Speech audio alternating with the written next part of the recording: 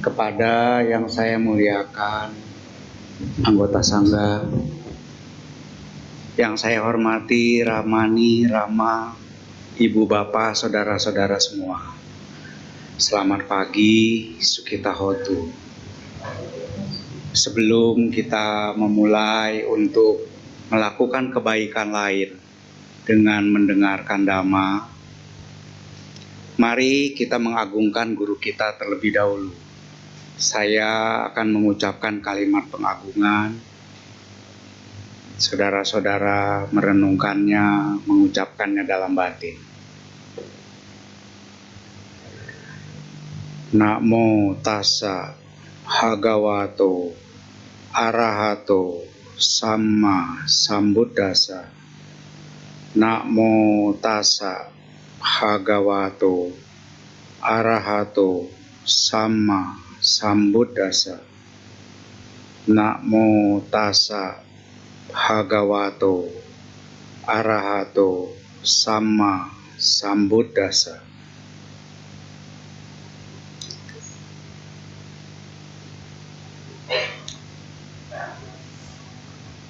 Ramani, Rama, Ibu Bapak, Saudara-saudara semua, tanpa mengurangi rasa hormat, apakah berkenan jika saya menyapa dengan saudara-saudara? Ya. Terima kasih. Saudara-saudara semua, pagi yang cerah ini, kita berkumpul melakukan kebaikan bersama. Tentu bukan satu hal yang kebetulan, tapi kita telah mengalahkan rintangan-rintangan yang berada di sekitar kita, baik secara internal maupun secara eksternal. Dalam kebaktian yang hikmat ini, mari kita sama-sama ngecas batin kita. Dalam kehidupan sehari-hari kita ngecas handphone berapa kali sehari?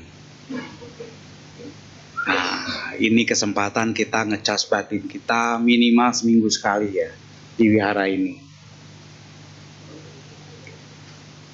Topik pada hari ini mungkin saudara-saudara bertanya-tanya, ini Pak Slamet mau jualan kolam atau jualan rumah? Saya mendapatkan japri juga ya, jaringan pribadi langsung WA gitu ya, yang bertanya-tanya seperti itu. Pak Slamet mau bicara apa? Nah,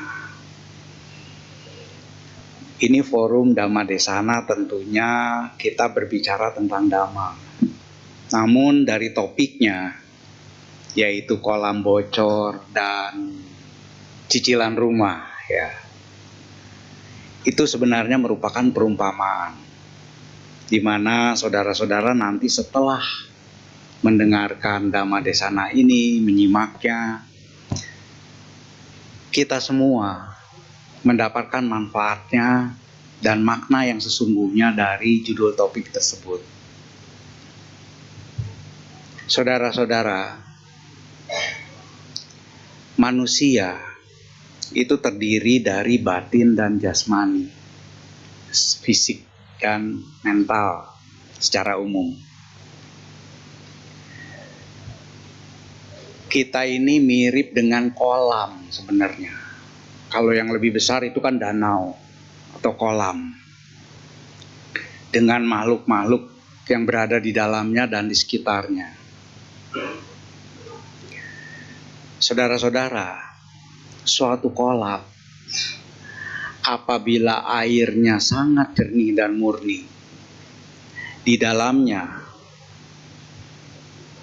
makhluk-makhluknya, flora, fauna, binatang-binatang kecil yang hidup dalam air, tanamannya, semuanya hidup dengan segar, gembira, dapat menikmati air kolam yang jernih dan murni tersebut. Tentu saja itu berpengaruh juga terhadap lingkungan sekitarnya. Pohon-pohon menghijau, banyak orang-orang yang datang ke tempat itu. sangat membahagiakan. Bahkan dari jauh pun datang. Burung-burung pun bisa datang ke sana. Nah, saudara-saudara, itu mirip dengan batin kita sebenarnya.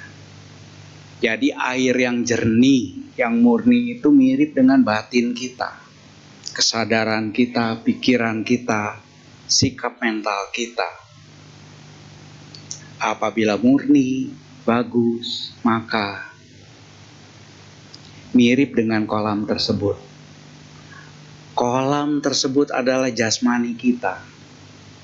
Dan binatang-binatang yang hidup di dalamnya, makhluk-makhluk yang berada di dalamnya yang hidup, juga yang di sekitarnya, menikmati keindahan alam di situ. Itu adalah mulai dari keluarga kita, teman kita, dan masyarakat pada umumnya. Bayangkan saudara-saudara. Nah, saya mengajak membayangkan nih, saudara-saudara. Kalau kolam tersebut secara perlahan-lahan tanpa disadari, airnya berkurang. Kalau dalam bahasa Inggris itu dipahaminya lebih mudah mungkin. Leakage, artinya berkurang tanpa disadari. Maka lama-kelamaan, kolam tersebut, airnya yang tidak disadari berkurang. Entah karena merembes, ada kebocoran di dalamnya, entah karena menguap tanpa disadari, maka kolam tersebut airnya semakin berkurang kan? Lama-lama kering nggak? Kering. Artinya apa? Kalau airnya semakin berkurang, kejernihannya juga berkurang, semakin kering kolamnya, maka binatang-binatang di dalamnya, tanaman-tanamannya, lama-lama merana nggak? Merana ya. Lama-lama mati nggak? Mati. Hancur semua. Termasuk saudara-saudara. Kolam tersebut pun menjadi kering, betul nggak? Menjadi hancur. Di sekitarnya, tanaman-tanaman yang tadinya mendapatkan air dari kolam tersebut mengering juga nggak? Mengering juga, saudara-saudara. Binatang-binatang akan kumpul lagi nggak di situ? Tidak, mereka pergi menjauh. Nah, ini mirip kita, saudara-saudara. Dalam kehidupan sehari-hari, ini kolam ini mirip kita. Kalau batin kita pun kotor misalnya ya, semakin lama semakin mengering, maka mulai dari badan sendiri bisa sakit-sakitan loh. Kemudian orang-orang di sekitar kita itu juga terganggu loh. Semakin terganggu. Bahkan untuk senyum pun tidak bisa ya. Seperti itu saudara-saudara. Bayangkan saudara-saudara, kalau dalam kehidupan sehari-hari 10 menit, 15 menit, 20 menit kita mengalami ketergangguan batin terganggu tanpa terasa. Baik kita sebagai pekerja, perumah tangga, pelajar, rohaniwan, semuanya tidak terkecuali. Tidak berarti dalam load pekerjaan yang sangat tinggi atau beban pekerjaan yang sangat tinggi. Tetapi hanya batin terganggu saja 10 atau 20 menit. Saudara-saudara, kalau batin terganggu 10 atau 20 menit tanpa disadari, misalnya saudara-saudara berhubungan dengan orang susah. Nah, orang susah ini bukan orang miskin ya. Orang susah ada nggak di hadapan saudara-saudara biasanya? Dalam kehidupan sehari-hari, orang susah tuh susah diatur, susah diajak ngomong. Nah, paham kan? Ya, ada aja nggak yang begitu? Nah, kalau ada orang yang seperti itu, walaupun beban pekerjaan kita tidak banyak, kira-kira gimana? Terasa terganggu nggak batin? Terganggu ya. Nah, kalau pada saat batin terganggu, mudah senyum nggak? Enggak ya. Nah, pada saat saudara-saudara merengut, merasa terganggu, orang-orang di sekitar kita, misalnya di rumah, mau tersenyum dengan kita? Ikut merengut ya. Kalau bisa jauh-jauh gitu ya. Jangan deket-deket dia. Kayaknya dia lagi terganggu tuh, gitu ya. Walaupun mungkin tidak berat beban kerjanya. Apalagi kalau berat ya kan? Ya, lebih terganggu lagi, ya kan? Nah, saudara-saudara, kalau misalnya itu dihadapi di luar tempat kerja, di luar rumah misalnya, di tempat kerja 10-15 menit sehari-hari, makin lama makin sering, sehari, besoknya lagi, tidak terasa. Seperti air tadi kan leakage ya. Leakage itu kan berkurang tanpa terasa, tanpa disadari. Dia berkurang. Batin terganggu, tanpa terasa batinnya terganggu. Energinya terkuras nggak saudara-saudara? Terkuras ya, capek nggak? Capek ya. Nah, saudara-saudara, kalau hal-hal kecil yang terganggu batin kita itu terjadi sehari 10 menit nggak terasa. Setiap hari 15 menit, 10 menit, lama-lama saudara-saudara, kalau itu rutin, besok-besok saudara-saudara bisa terjadi pulang-pulang kerja, pulang dari pasar, pulang dari kunjungan kemana-mana, karena batin rutin terganggu, pulang-pulang jadi mudah tersulut tidak? Mudah tersinggung, mudah tersulut, bahkan mungkin hal-hal kecil yang terjadi di rumah saudara yang dilakukan oleh family, entah anak, suami, istri, atau pembantu, hal-hal kecil sekalipun menyebabkan saudara terganggu dan mudah tersulut.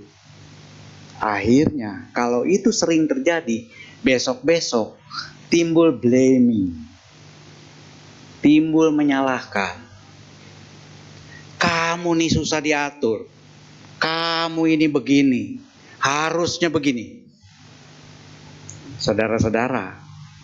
Saudara-saudara kan pengamat yang tajam ya. Di luar seperti itu tidak? Seperti itu ya. Yang di sini nggak ada toh. Ya. Nah, saudara-saudara, yang kecil-kecil mulai di blaming, dikomplain. Mulai dikomplain. Lama-lama bisa timbul keributan nggak? Bisa. Mulai terjadi pertengkaran, omong mulut kecil-kecil. Lama-lama tanpa terasa, itu kan leakage ya. Tidak terasa airnya surut sedikit demi sedikit, begitu kan? Ya, kolamnya semakin kering. Makhluk-makhluk di sekitarnya mulai terganggu nggak? Mulai terganggu, ribut. Akhirnya diketahui ribut, orang-orang luar ingin jadi tamu, bertamu, menarik diri, takut. Kalau dulu-dulu, kita datang yuk ke rumah si A, enak, pembicaraannya baik, positif, bagus. Dengan ada leakage seperti tadi, air kolam yang berkurang karena bocor, entah karena retak, entah karena menguap, orang menjadi malas datang kan. Jangankan teman, saudara juga jauh-jauh, amit-amit datang ke situ katanya. Begitu ya. Nah, tanpa disadari saudara-saudara, tubuh saudara-saudara juga itu terpengaruh. Menjadi lebih sulit tersenyum, menjadi kerutannya lebih banyak, menjadi mulutnya smiley-nya menjadi ke bawah, begitu ya. Iya kan? Seperti itu, saudara-saudara. Nah, saudara-saudara, tahu-tahu kolamnya udah kering.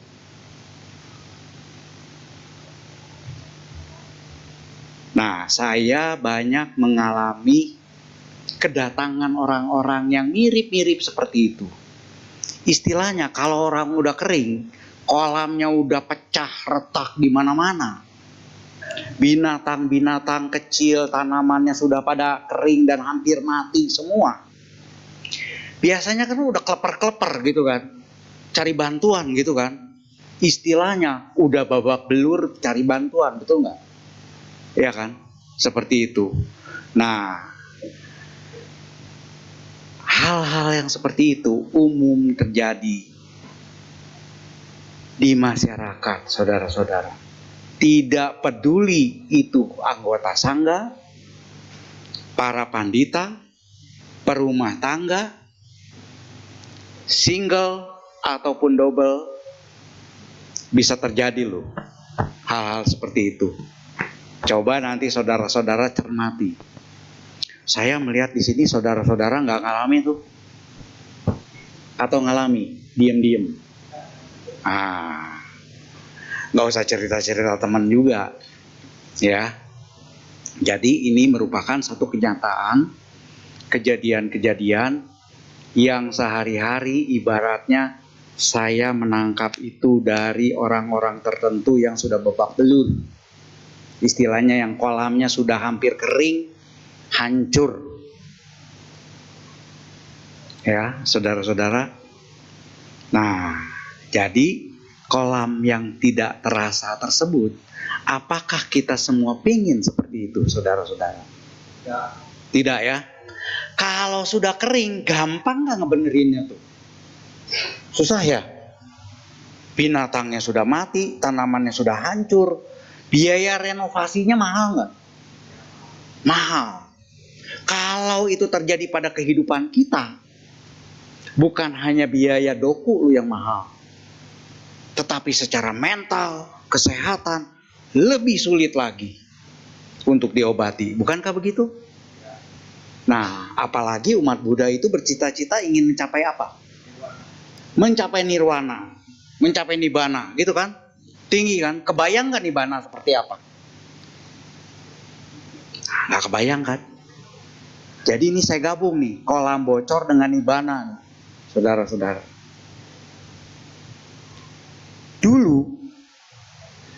Dulu saya bercita-cita punya rumah. Waktu masih kerja dulu, awal-awal kerja, ingin punya rumah. Awal kerja itu digaji pada saat itu 300.000 satu bulan.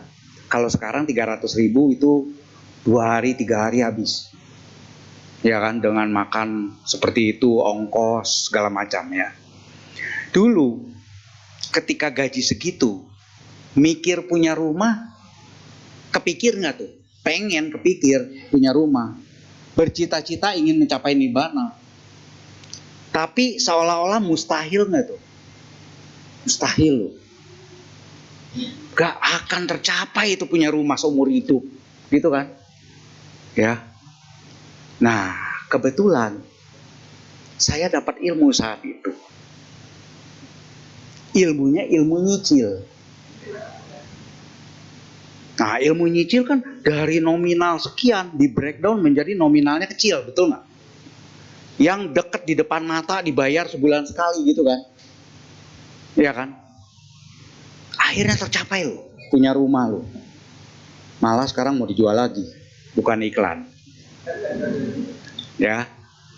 Nah, saudara-saudara, mencapai nibbana itu mirip nyicil rumah, saudara-saudara.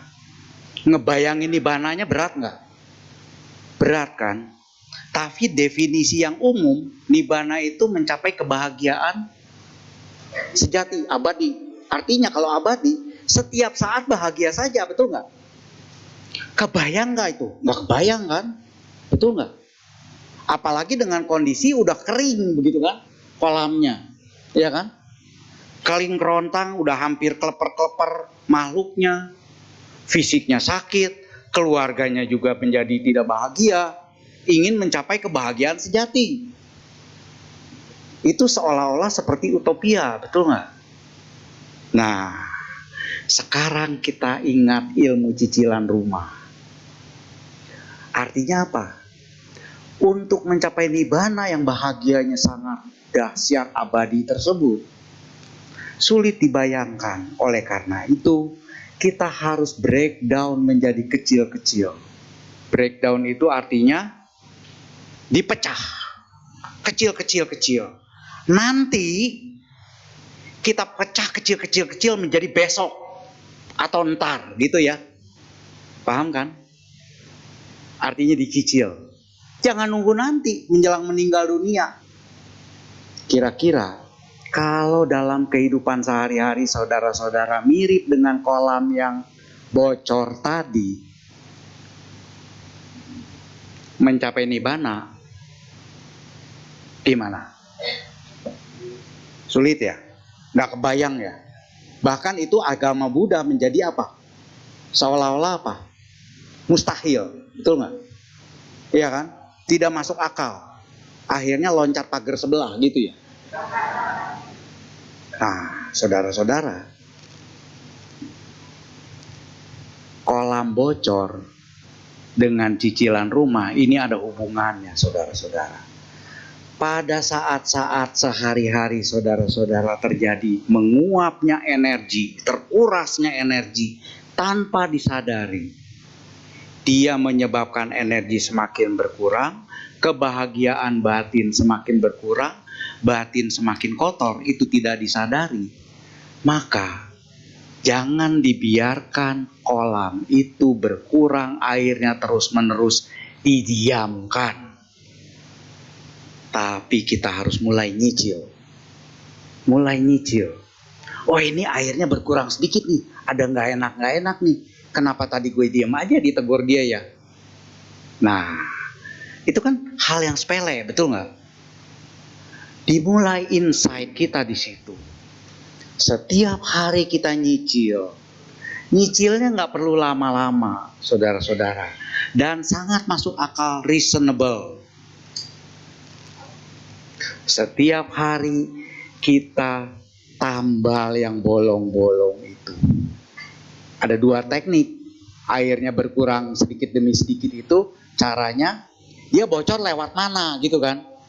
Kalau bocor lewat retakan, retakannya kita cek, kita tambal dikit, betul nggak? Daripada bolong gede, ya kan? Atau kita tambahin air terus gitu ya, air murni terus, betul nggak? Ya toh, jadi ada dua metode itu kan. Jadi ini saudara-saudara bisa kombinasikan dua itu. Caranya gimana? Tambal sehari-hari. Malam-malam atau waktu santai, siang hari, waktu luang, review, tinjau apa yang terjadi pada diri kita sehari ini.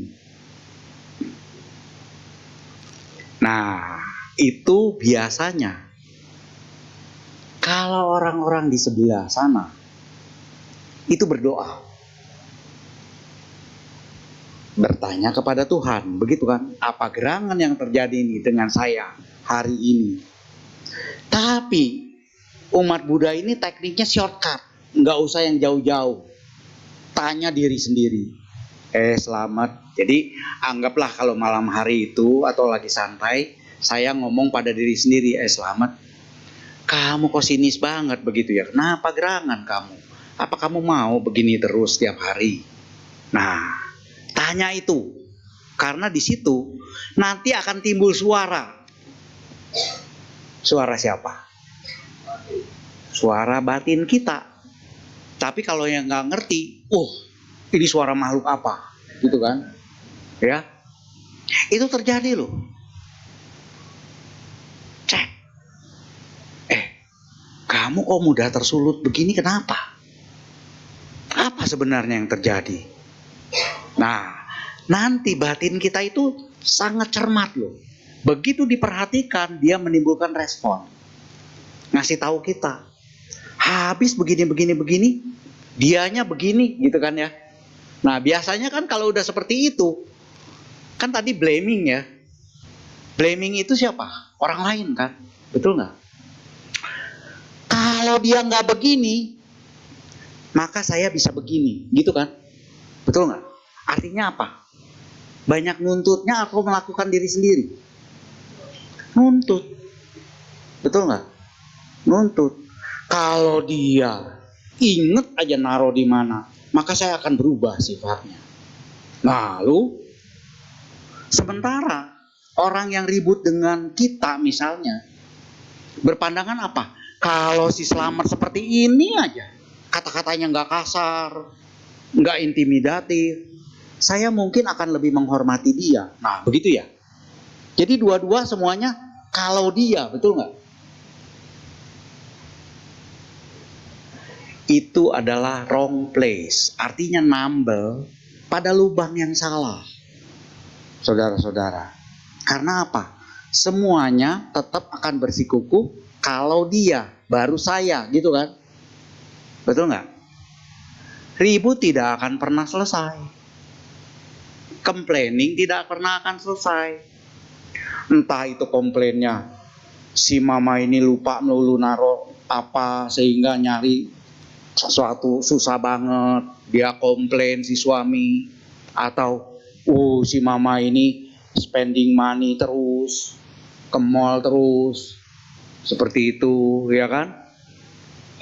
Makanya si suami ngasih ingat, ma jangan begini, jangan begitu, jangan begini, jangan begitu, sampai nampak walaupun tidak disadari, ma kita pulang sekarang, gitu ya. Artinya apa tuh? Dominan nggak? Dominan toh, betul nggak?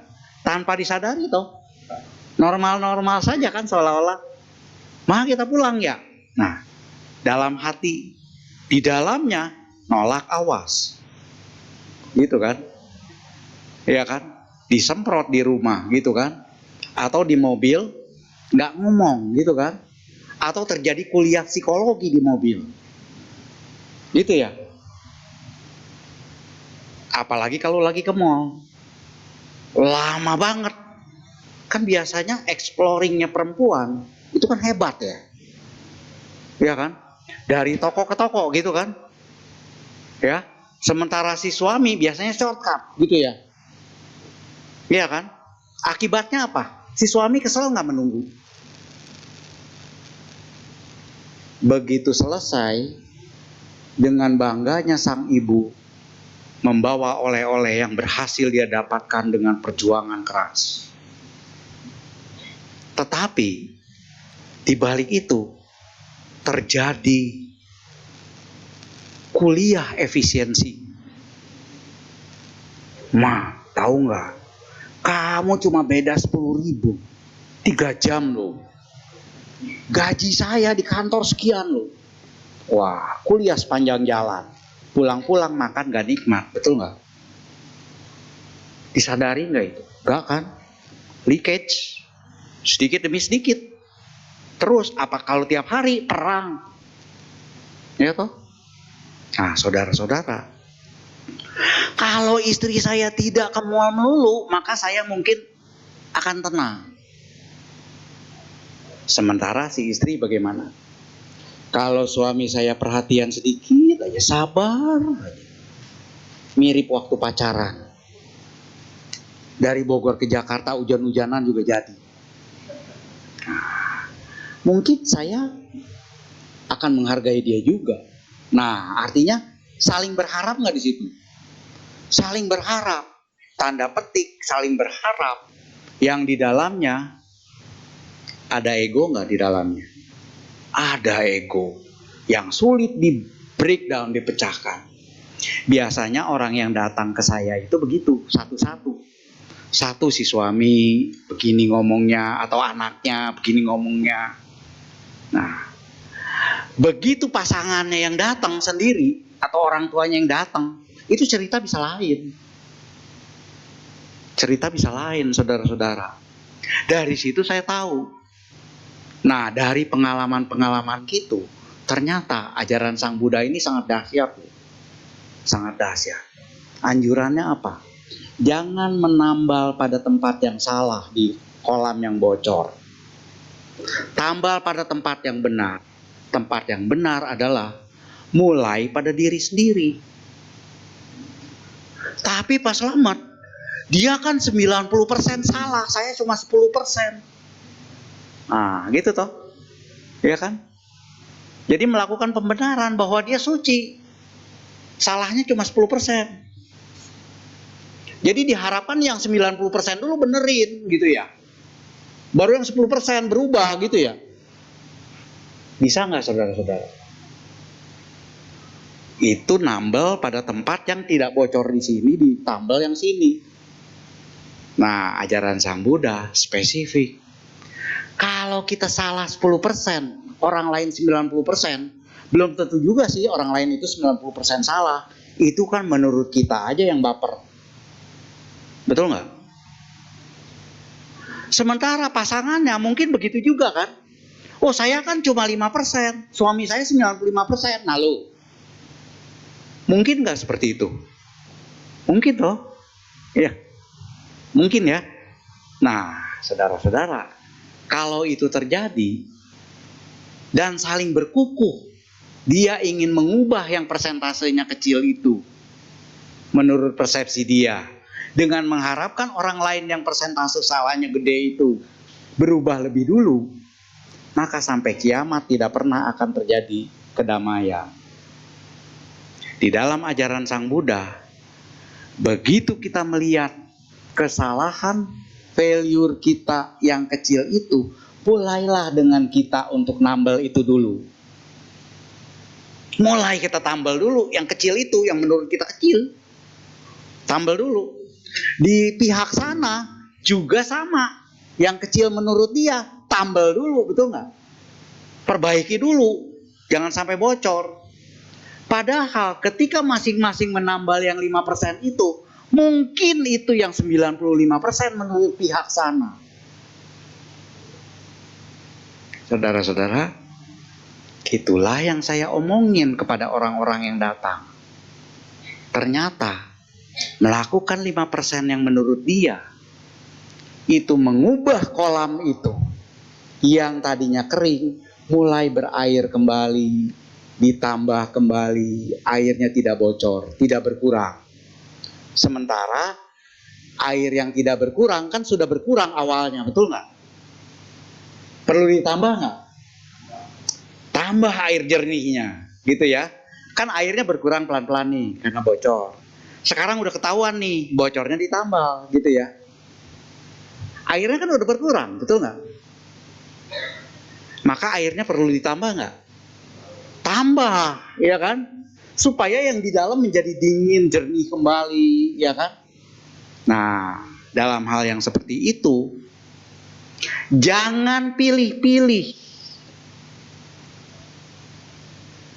Objektifnya adalah diri sendiri dan binatang-binatang yang di dalam dan tanaman yang di dalam itu harus hidup. Dan hidup berkembang dengan baik.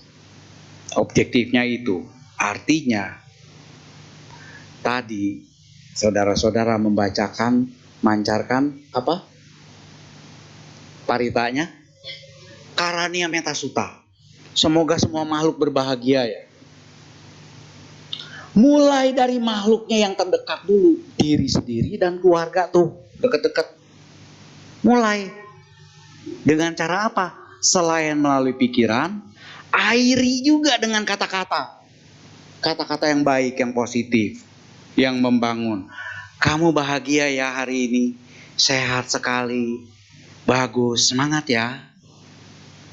Saya di Bogor, ketika beli soto, tukang soto aja bisa bilang begitu.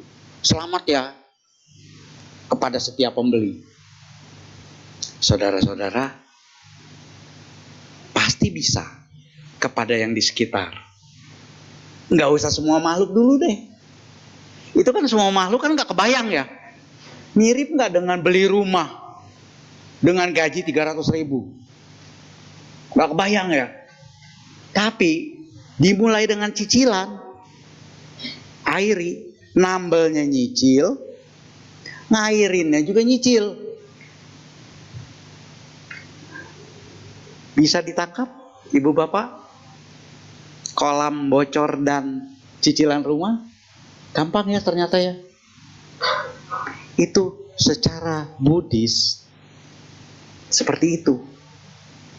Ketika kita mulai refleksi terhadap diri sendiri untuk nambal yang bocor, kita harus tahu yang bocor di mana.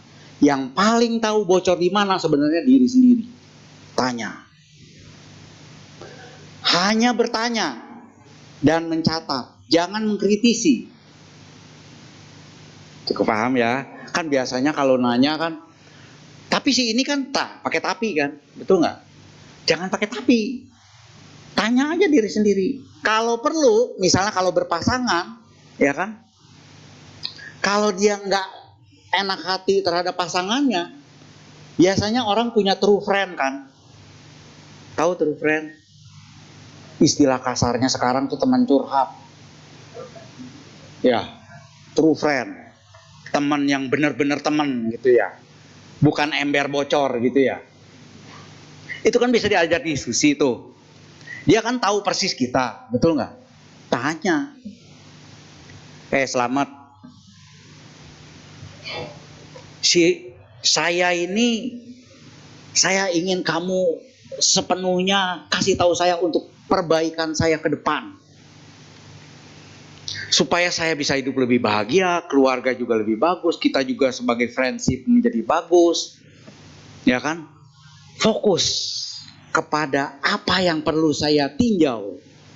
Mungkin ada yang luput dari perhatian saya. Nah, itu kan leakage, luput dari perhatian, betul nggak? Ada error yang kita tidak sadari. Kita bertanya begitu, pertama terhadap diri sendiri, kedua terhadap true friend, atau terhadap orang tua yang kita percayai, ya kan? Atau langsung kepada orangnya. Nah, untuk langsung kepada orangnya dalam kondisi tidak senang, itu tidak mudah, betul nggak? Tidak mudah. Jadi bertahap seperti tadi. Pada diri sendiri dulu nih, mungkin dia jaim, jaga image. Ada nggak orang seperti itu? Di luar ada, banyak. Bahkan terhadap pasangannya jaim. Ya toh? Dia nanya ke pasangannya, nggak masuk. Mulai seperti itu. Maka dia akan mendapatkan feedback lubang yang perlu ditambal spesifik. Jangan dikritisi, cukup hanya bertanya, mendengarkan, catat. Hanya itu. Saya itu latihan yang seperti itu, kalau di dalam manajemen itu namanya brainstorming. Jadi saya duduk di tengah ruangan waktu itu, sekeliling saya 10 orang, semua cerita kejelekan saya. Dengan saya yang mengundang, tolong ceritain apa yang perlu saya perbaiki, fokus untuk bidang ini misalnya. Ngomong semua. Nah, diri saya kan ada bagian-bagian yang menolak, betul nggak? Ya kan? Nah, tolong bersabar. Biarin aja dia ngomong merah padam, nggak apa-apa. Kadang merah, kadang pucat. Gitu ya. Nggak apa-apa. Dengerin aja. Dari situ kita bisa tahu. Setelah mendapatkan semua masukan itu, mulai kita sintesa. Dalam ilmu manajemen itu, pertama analisa dari data, kemudian disintesa. Dihubung-hubungkan, digabungkan, mana yang tepat, mana yang tidak, begitu kan ya. Dicek kepada objektif pertama. Objektif pertama apa?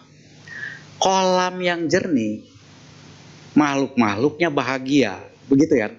Ya, itu checkingnya. Ya, checkingnya. Kadang-kadang umat Buddha ini suka lupa, nggak boleh bahagia, hidup ini duka katanya. Siapa yang bilang? Ya toh, ya. Kadang-kadang umat Buddha tanda petik di sini misi enggak ya, di luaran banyak gitu. Jadi umat Buddha nggak boleh bahagia katanya, karena hidup ini duka. Gitu. Wah, hati-hati itu. Ya, cermati. Kriterianya hidup menjadi lebih bahagia loh. Kalau hidup menjadi tidak bahagia, menjadi makin merosot, ada yang keliru. Nah, seperti itu saudara-saudara. Dicermati, dicek, di cross check terhadap tujuan akhir tadi. Ini sebenarnya nyicil mengarah ke kebahagiaan yang semakin meningkat atau tingkat kebahagiaan yang semakin menurun. Kalau tingkat kebahagiaan yang semakin menurun kan banyak ya. Bahaya, ya kan? Tahu nggak? Ngecek salah satu tingkat kebahagiaan yang semakin menurun untuk minta feedback. Contoh misalnya, ini pasangan. Pada saat pacaran, itu tingkat kebahagiaannya misalnya 5 skornya gitu ya. Tapi setelah merit, 5 tahun setelah merit, cek tingkat kebahagiaannya, skornya berapa? Jangan-jangan 3. Di bawah tingkat pacaran, ya kan? Nah, itu ada yang keliru tuh, bahaya tuh. Apa gerangan? Itu kalau diperpanjang sampai mati loh. Mau seperti itu? Kan tidak, ya kan? Kita harus nyicil nambel. Kita harus nyicil tambah air. 2 tuh ya. Tambal artinya perubahan dalam diri kita. Tambah air artinya kita praktek yang baik. Praktek yang baik, nyicil yang gampang-gampang. Semoga semua makhluk berbahagia breakdown menjadi yang paling dekat dulu dengan kita. Mulai yang paling dekat dulu, yang ringan-ringan. Paling dekat siapa? Diri kita. Semoga Slamet kamu berbahagia. Nah, si Slamet supaya bahagia, dia harus sehat. Mandi setiap hari, misalnya begitu. Ada loh yang cerai gara-gara bau badan. Wah, ya. Mandi tiap hari misalnya, ya kan? Selamat, semoga kamu berbahagia. Diri saya kan, ya kan? Harus apa? Jangan kepanasan, betul nggak? Itu toh, ya. Bersih, begitu kan? Artinya bersih-bersih kamar tidur perlu nggak? Perlu. Nah, itu adalah praktek semoga si Slamet, semoga saya berbahagia. Baru diri sendiri loh. Efeknya kemana? Keluarga yang di luar berkurang kerepotannya, betul nggak? Untuk mikirin kamar saya, betul nggak? Berkurang kerepotannya. Nah, diri sendiri udah bisa, mulai yang di luar nih. Semoga mama bahagia ya. Ma, lagi masak apa? Ini buat kamu. Ma, tenang aja. Saya ini sabar, jangan keburu-buru. Nanti garam jadi gula. Nah, ya toh. Semoga mama tenang masaknya. Nah, ini kan hal-hal yang kecil. Tadi mulai pada diri sendiri, sekarang mulai orang terdekat. Semoga semua makhluk berbahagia, begitu kan?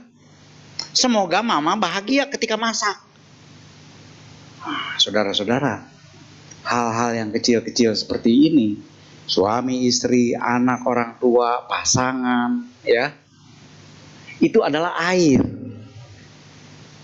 Sedikit demi sedikit dicicil air itu, sehingga orang tersebut merasakan air yang jernih. Dia menjadi segar batinnya. Batin yang segar tadi adalah air segar, membuat kolam itu menjadi bagus, betul nggak? Iya kan? Disukai oleh diri sendiri, oleh keluarga, oleh teman-teman, bahkan orang jauh pun suka. Saudara-saudara. Wah, ngomong-ngomong sampai jam berapa nih? Udah lewat ya? Nah, jadi saudara-saudara, demikianlah kolam yang bocor itu harus ditambal pada tempat yang pas. Nyicil tambalnya. Karena bocor biasanya banyak di mana-mana kalau nggak disadari. Nyicil.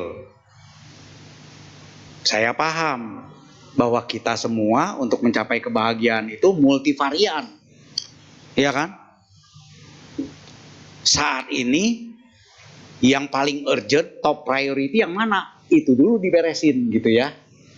Itu dulu diberesin. Kemudian ingat-ingat nyicil rumah. Cicil memberikan air segar kepada kolam yang berkurang tadi airnya. Sedikit demi sedikit, jangan langsung banyak. Makhluk-makhluk di dalamnya goncang, betul nggak? Kan gitu kalau akuariumnya. Langsung banyak satu ember, goncang nggak dia? Goncang, bisa stres malah. Ya kan? Tuang airnya pelan-pelan, dikit-dikit gitu ya. Dikit-dikit yang jernih. Nah, sehingga kolam yang bocor tidak bocor lagi, sekaligus dengan cicilan rumah tadi, kolam yang bocor tersebut terairi lagi dengan baik. Demikian oleh-oleh dari Kota Bogor. Semoga dapat bermanfaat bagi kita semua sebagai ngecas batin kita pada minggu ini. Semoga semua makhluk berbahagia. Sadu, sadu, sadu. Terima kasih.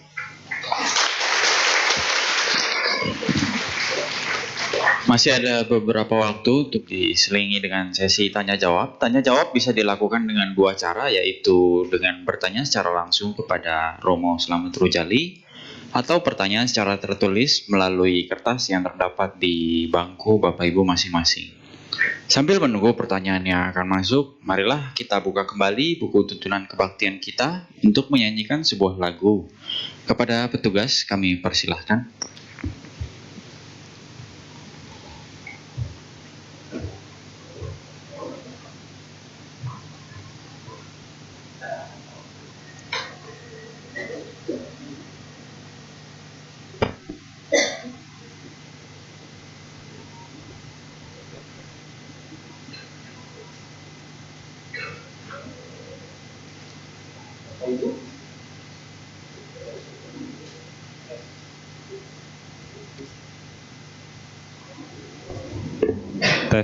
Tes. Bapak Ibu, untuk meningkatkan semangat kita untuk menyambut Hari Katina, marilah kita menyanyikan satu buah lagu berjudul Semangat Katina. Untuk lirik, Bapak Ibu bisa melihat di layar sebelah kanan depan Bapak Ibu.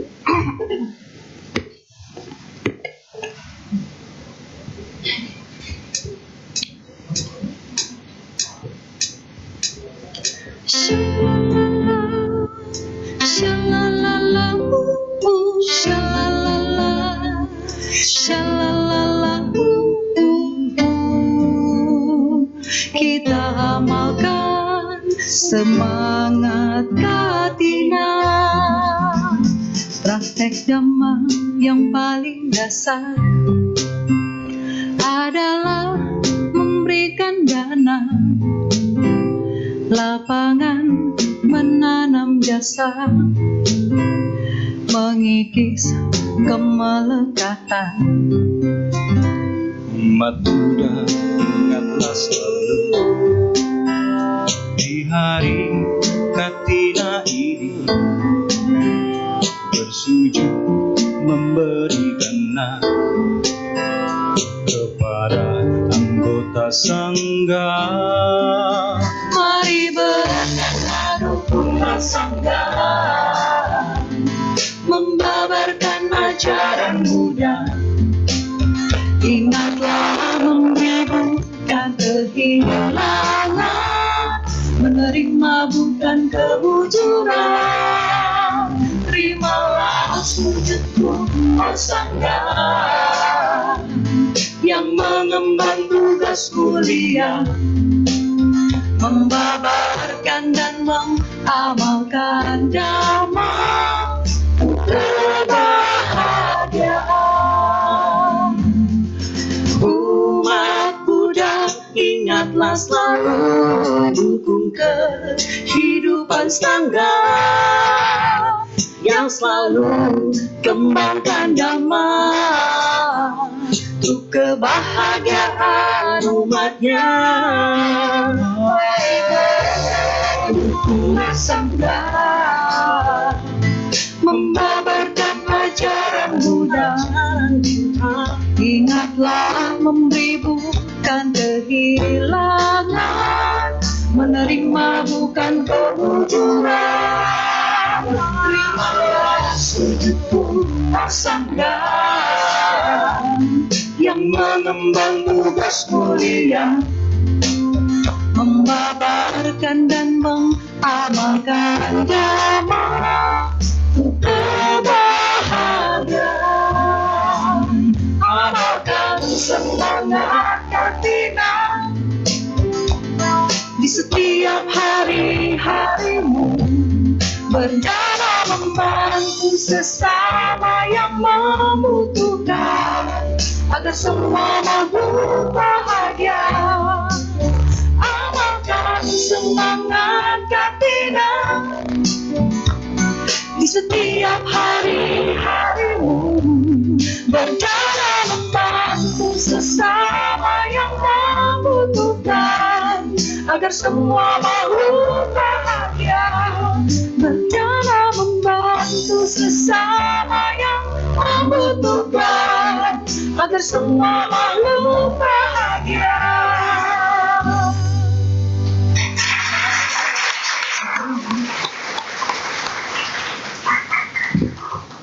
Baik, ini tiba saatnya untuk sesi tanya jawab. Apakah ada yang ingin bertanya secara langsung kepada Romo? Ya, silahkan Pak.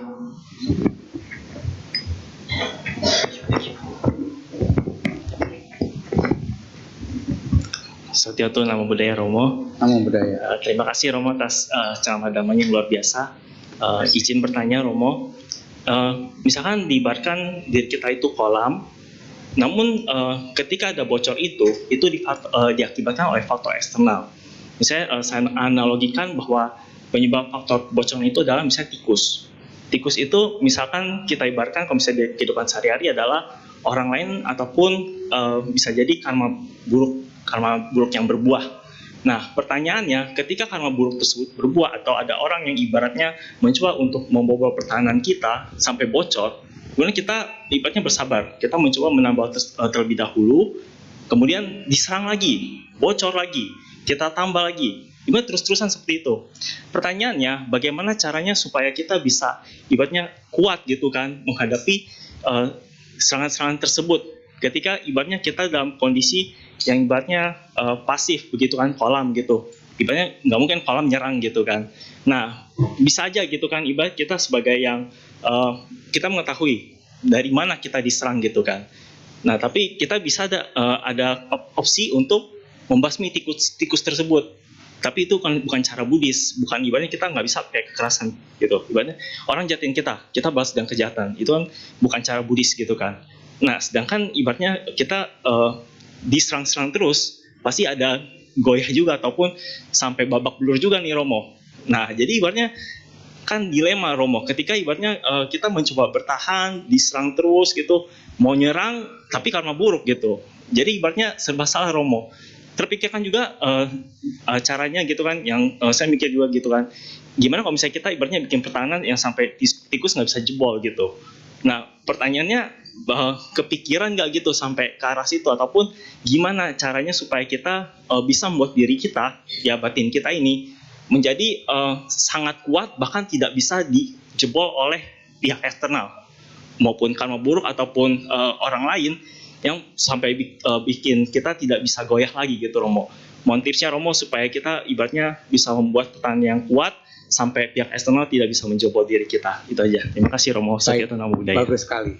Terima kasih. Terima kasih.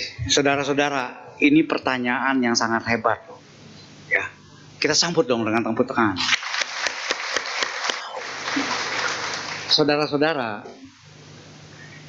apapun yang terjadi pada saat kolam itu mulai menyusut, ya, mulai menyusut karena jebol, artinya pada saat itu batin kita terganggu, betul nggak? Ya kan? Nah, batin merasa terganggu ini respon terhadap sesuatu, betul nggak? Ya kan? Artinya batin yang terganggu itu aktif loh. Sesuatu yang terjadi itu adalah hasil loh. Hasil. Artinya apa? Kalau dibilang hasil karma, apapun itu hasil karma yang terjadi kepada kita. Hasil. Nah, hasil itu bagaimana kita meresponnya, gitu kan? Ketika kita responnya terganggu, berarti ada dua hal. Kita belum terlatih, ya kan? Yang pertama. Yang kedua, kita menganggap itu gangguan itu dari luar. Eksternal faktor. Padahal sepenuhnya gangguan itu batin terganggu. Artinya internal sebenarnya. Internally. Nah, saya memberikan tip internally dulu ya. Ya, yang internally. Saudara-saudara, saya selalu memasarkan istilah min, min, plus, plus. Pernah dengar nggak? Belum kan? Nah, ini saya ulang. Dalam Mahasakuludayi Sutta dan dalam Wibangga Kitab Abhidhamma ada daya upaya benar. Nah, daya upaya benar ini orang kan bilang semangat, berupaya, begitu kan ya? How, begitu kan? Bagaimana? Nah, ternyata kalau kita cermati di dalam tekstualnya di Tipitaka, itu isinya min, min, plus, plus. Artinya apa? Dalam kondisi apapun kita harus melakukan 4 hal. Min, min, plus, plus. Min yang pertama, cek. Ada hal yang negatif nggak yang sudah ada di diri kita? Artinya ada hal bolong. Tuh nggak? Iya kan? Cek. Nah, ngeceknya tadi kan dengan berbagai cara tuh. Nanya diri sendiri, nanya istilahnya dalam tanda petik kalau di ajaran sebelah nanya Tuhan, ya kan? Begitu, ya kan? Atau nanya teman baik, kalian namita, atau nanya orang tua kita, atau siapapun yang kita percaya, atau langsung ke orangnya, gitu kan? Itu ngecek yang min. Kalau ada sesuatu yang negatif di dalam diri kita, kita harus berupaya kuat untuk mengurangi bahkan menghilangkan hal negatif itu. Artinya apa? Kita harus tambal. Ya, kita harus tambal anyway. Ya, yang seperti tadi, kalau hal seperti itu ada hal negatif yang di diri kita, misalnya hal negatifnya apa? Kita ini reaktif, belum bisa mengendalikan emosi. Nah, itu kan sesuatu yang negatif, quote unquote negatif, tetapi belum real, betul nggak? Kita tidak sanggup berhadapan dengan orang itu, gitu kan? Istilahnya ada faktor eksternal, kita belum sanggup untuk tidak emosi sama dia. Apalagi benci banget gitu ya. Iya kan? Nah, bagaimana cara nambalnya? Di dalam ajaran Buddha itu step by step banyak banget. Banyak banget, ada 7 step. Step yang paling pertama yang paling gampang. Kalau kita belum siap secara batin, jangan ketemu dulu sama orang itu. Nah, gampang kan? Ya, jangan ketemu dulu. Jangan sok, wah saya ketemu dia tapi marah besar. Nah, artinya apa? Kita nambah lobang. Betul nggak? Jangan ketemu dulu. Nah, itu min yang pertama, saudara-saudara. Kurangi, kalau bisa tambal min yang sudah ada dalam diri kita. Nambalnya harus ingat cicilan rumah. Bertahap.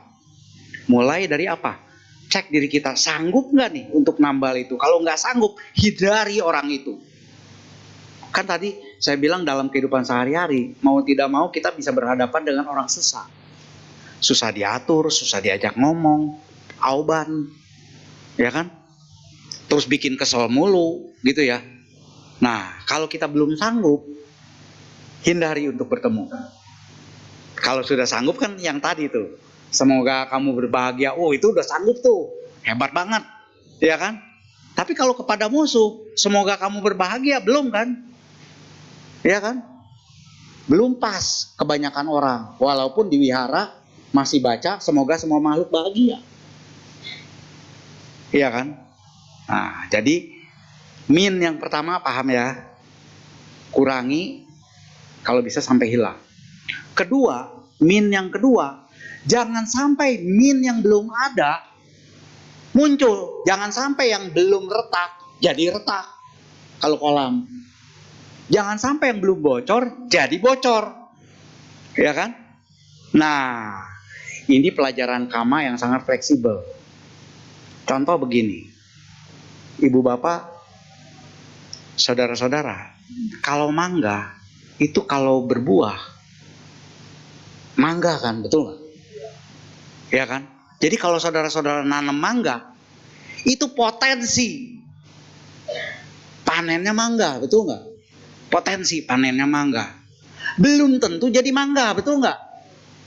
Kalau airnya nggak cukup, udaranya nggak bagus, keringnya sekarang nih, ya kan? Cahayanya nggak pas, tanahnya tidak gembur, nggak jadi itu mangga, betul nggak? Ya kan? Nah, sekarang kalau mangga itu kita ibaratkan kama buruk, saya udah nanam kama buruk nih yang lalu, juga lupa lagi, kan mirip utang. Kalau utang orang banyak lupanya, ya kan? Nah, lupa nih. Sekarang cara yang kedua kan jangan sampai kama buruk berbuah gitu kan. Protect, begitu kan? Artinya apa? Ada dua cara. Kalau kita sudah tahu titik-titik lemah kama buruk berbuah, jangan dikasih kondisi itu untuk berbuah. Yang tadi contohnya hindari misalnya, ya kan? Seperti itu. Nah, yang kedua, banjiri dengan kebaikan. Banjiri dengan kebaikan. Kalaupun berbuah nggak kerasa, gitu ya? Nggak terasa, betul nggak? Banjiri dengan kebaikan. Nah, teknik kedua, jangan sampai muncul lobang. Artinya apa? Cek. Saya punya kelemahan-kelemahan apa ya? Yang di orang lain kelihatan nampak ada, di diri saya nggak ada. Nah, kan kita bisa tahu tuh, ya kan? Nge-review diri sendiri. Oh, dia itu gampang banget sih marah begini aja dia tersulut, begitu kan? Saya enggak. Nah, artinya apa? Yang begitu-begitu tuh belum nyampe di kita. Tetapi di dia udah nyampe, begitu kan? Nah, kita harus bikin proteksi. Jangan sampai saya kayak dia. Itu juga pakai ilmunya nyicil. Sama. Supaya jangan sampai kayak dia, bagaimana ya? Latih. Latihnya nyicil, nggak bisa instan. Nyicil, tetap latih, nyicil. Ya, contoh, nyicilnya salah satu hiri otapa. Malu dan takut. Malu dong. Dia begini, saya pendidikannya begini. Masa saya seperti dia? Nah, itu salah satu ya. Bikin proteksi itu. Bikin proteksi. Malu dong. Saya sering ke wihara, dia jarang ke wihara, marah-marah begini. Masa saya yang sering ke wihara marah-marah kayak dia? Nah, malunya dimunculkan. Malu dong, saya kan dari keluarga baik-baik, kenapa melakukan begini? Yang begini nggak ada loh dalam tradisi keluarga saya. Bukan hanya saya yang malu, keluarga saya juga ikut malu. Nah, itu malu. Kalau takut, waduh, begitu ya. Kalau melakukan itu nanti bisa terima hasil karmanya ya. Bisa masuk neraka ya. Kan neraka nanti belum ada, nggak tahu. Umat Buddha kan biasanya bertanya-tanya begitu ya. Emang neraka ada Pak? Kalau nggak ada, aman saudara-saudara. Aman toh? Betul nggak? Nggak ada agama. Betul nggak? Tapi pertanyaannya, yakinkah nanti nggak ada? Nggak tahu juga kan? Betul nggak? Nah, orang-orang yang memiliki kebijaksanaan biasanya mengambil antisipasi, menjaga, makanya mencegah, jangan sampai muncul nih bocor, gitu kan? Antisipasi yang paling jelek-jeleknya ada, betul nggak? Ya kan? Jelek-jeleknya ada. Nah, jangan sampai kita jadi mengikuti yang ada itu. Artinya, contoh, kalau seseorang itu tidak mampu, itu kemungkinan kurang berdana atau apa gitu kan ya. Apa benar sih gitu kan? Pertanyaannya kan gitu. Sekarang kalau jelek-jeleknya gimana? Jelek-jeleknya benar loh gitu loh. Iya kan? Apa mau kita? Nggak mau kan? Nah, kalau nggak mau, jalanin ya sebaliknya gitu kan. Apa mau kita lahir di kolong jembatan? Oh, nggak mungkin Pak. Apa benar? Nah, begitu ditanya begitu, goyah kan? Gak tahu kan? Betul nggak? Kalau nggak tahu, mau nggak nantinya kayak begitu? Ambil yang terjelek, betul nggak? Kan dalam manajemen juga begitu. Untuk jaga-jaga, kemungkinan terburuknya apa? Oh, ke situ. maka kita harus melakukan sesuatu, jangan sampai terjadi kemungkinan terburuk itu. Begitu ya. Nah, itu min yang kedua. Plus yang pertama, kalau kita sudah memiliki hal yang positif, ya, seperti ini, kewihara, kebaktian, itu hal positif loh. Hal positif loh. Di mana orang-orang sekarang melakukan hybrid ya. Ya kan? Jangan gara-gara hybrid dijadikan pembenaran untuk tidak kewihara. Itu hanya untuk escape kalau terpaksa tidak bisa datang. Hybrid, ya toh? Ya kan? Nah, artinya sesuatu yang udah positif datang ke wihara, jangan hilang. Jangan hilang. Begitu hilang, kualitas hybrid dengan begini lebih enak mana? Lebih enak begini ya? Iya kan? Tanya jawab begini kan lebih interaktif ya. Mungkin di hybrid saya nggak bisa bebas begini juga ngomongnya. Ya kan? Ya. Jadi positif yang sudah ada jangan dikurangi. Contoh berdana misalnya. Sudah biasa berdana, jangan dikurangi. Nominalnya bisa berkurang, tetapi berdananya tetap. Ngeceknya bagaimana?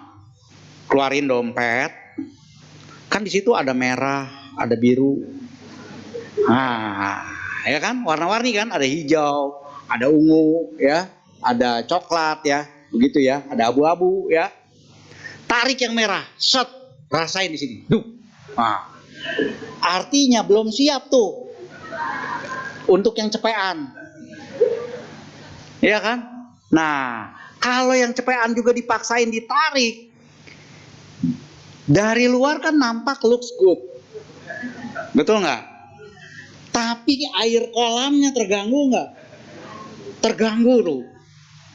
Nah, ya.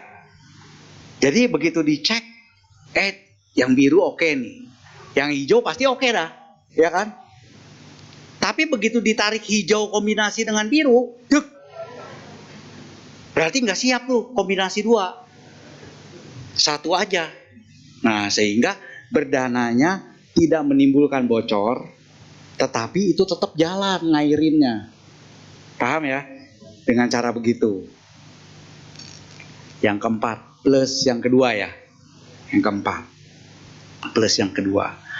Plus yang belum ada di diri kita harus dicoba dimunculkan. Kayak yang tadi tuh, Mah, selamat pagi.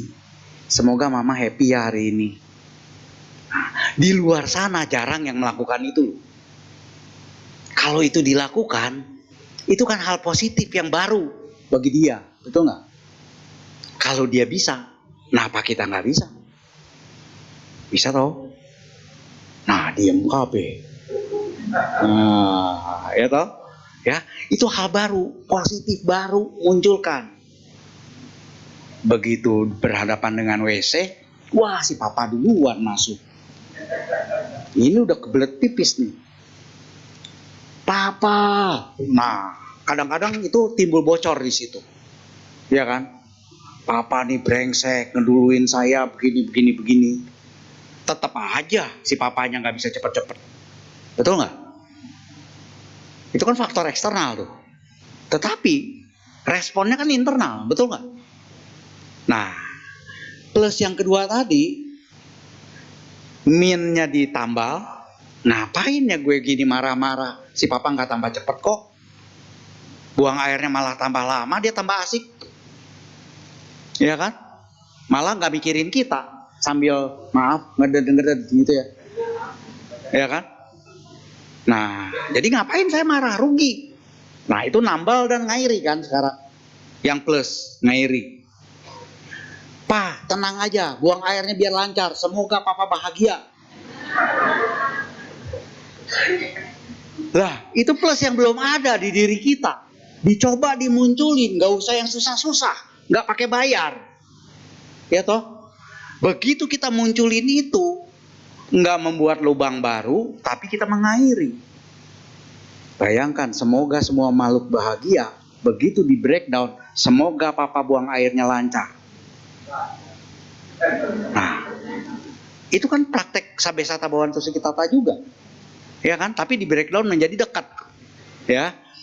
Jadi bagus sekali yang tadi, ya. Menghindari adalah kalau kita nggak bisa apa-apa, ya kan, hindari supaya jangan bocor, Jadi teman-teman, ibu bapak, saudara-saudara semua, dari pertanyaan yang tadi intinya adalah min plus plus, ya, min plus plus. Jalanin itu. Dalam bisnis juga begitu. Bisnis, ketika dia ingin berkembang, itu kan berhadapan dengan pesaing, betul nggak? Min yang pertama, apa sesuatu yang buruk di dalam produk kita, perusahaan kita, orang-orang kita, gitu kan? Ya kan? Tambal di situ kan? Ya, tambal di situ.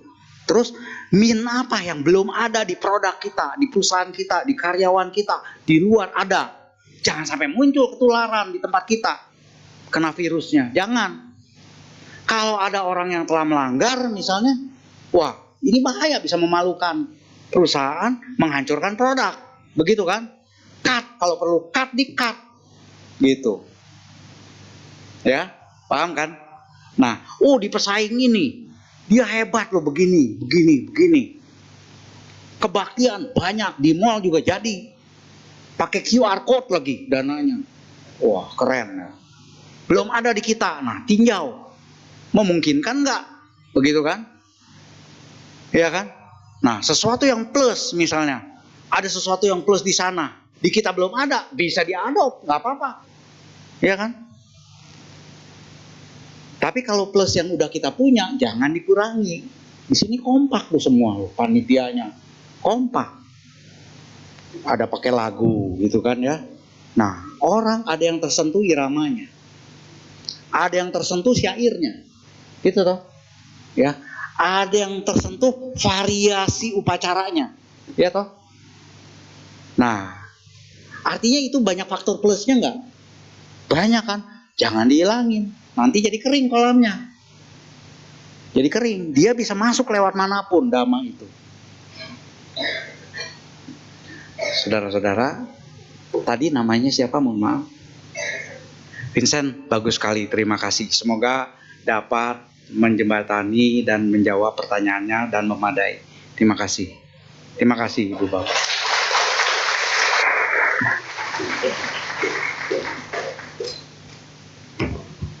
Baik, sekian Dhamma Desana pada kebaktian hari ini.